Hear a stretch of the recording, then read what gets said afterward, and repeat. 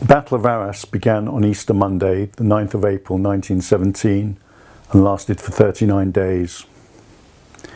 At 5:30 in the morning, in freezing weather, British and Canadian troops went over the top and attacked the German lines along a 14-mile front.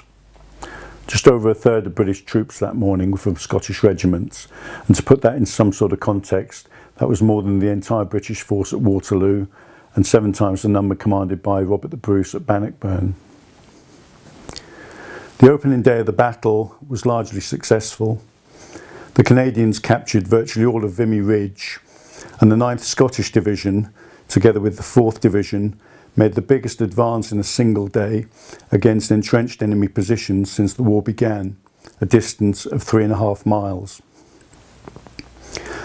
The 51st Highland Division, on the right of the Canadians, near the village of Rocklincourt, also did well in difficult circumstances, whilst the 15th Scottish Division, south of the River Scarpe, managed to capture all of its objectives on the opening day.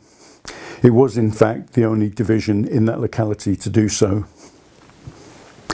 By contrast, the days that followed saw very little progress.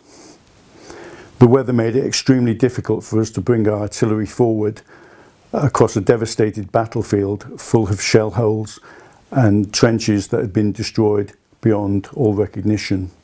In one instance, it took 18 horses and 100 men with ropes just to drag one field gun from A to B. On the 11th of April, the important hilltop village of Monchy-le-Preux was captured, and the British cavalry got its chance to go into action. As it did so, it came under intense shell fire and was forced to veer into Monchy itself. The Germans then simply trained all their guns on the centre of the village, causing carnage. Many of the horses were simply cut to pieces. Also on that day, the 2nd Seaforth Highlanders and the 1st Royal Irish Fusiliers made a gallant attempt to capture Greenland Hill and the village of Roux, but they were spotted as they were forming up and came under heavy shell fire. When they left their assembly trench in the sunken lane, they were met with devastating machine gun fire, resulting in heavy casualties. It was during this fighting, near the foot of Greenland Hill, that 21-year-old Lieutenant Donald McIntosh of the Seaforth Highlanders was killed, leading the few remaining members of his platoon against an enemy position. For his actions that day, he was awarded the Victoria Cross, Britain's highest award for gallantry. Some gains were made, but the decisive breakthrough promised by Nivelle never materialised. The British were then forced to carry on at Arras, whilst the French desperately tried to reorganise themselves. It's estimated that French casualties during the first 48 hours came to around 120,000. On the 23rd and 24th of April, the British renewed their attacks at Arras. The 63rd Royal Naval Division captured the village of Gavrelle, and the 15th Scottish Division also captured the important village of Guemappe.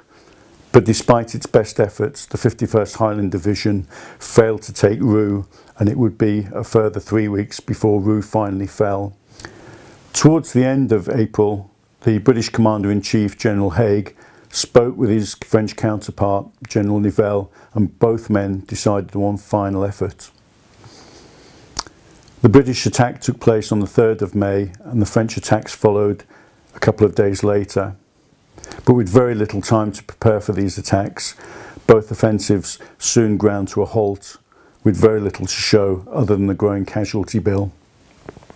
Some fighting did continue, mainly around the village of Bullecourt, and involved Australian troops, but on the 15th of May, the Battle of Arras finally came to a close.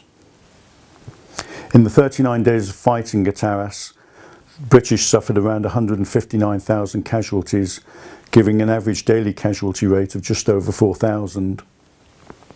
That was higher than the average daily casualty rate for the Somme or the Third Battle of Ypres, sometimes referred to as the Battle of Passchendaele. It's also estimated that the Germans lost around 120,000 at Arras. Thus ended one of the bloodiest phases of the war.